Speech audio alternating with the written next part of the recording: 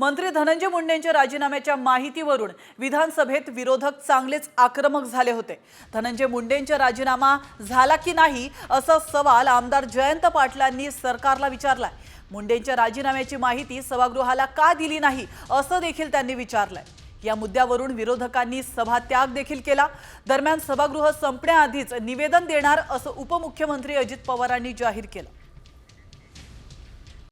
Comscore नुसार आता isakal.com आहे देशातील नंबर 1 ची मराठी न्यूज वेबसाईट। प्रत्येक अपडेटसाठी isakal.com ला नक्की भेट द्या। राज्याच्या एका मंत्री मोद्यांचा राजीनामा झालेला आहे असं आम्ही ऐकतोय अध्यक्ष महाराज, पण अजूनपर्यंत सभागृहामध्ये आम्हाला सरकारच्या वतीनं या पद्धतीचं कुठलंही अवगत केलं गेलेलं नाही। बाहेर घोषणा झाली अध्यक्ष महाराज, हा एक प्रकारचा सभागृहाचा अवमान करण्याचं काम या ठिकाणी होते अध्यक्ष महाराज।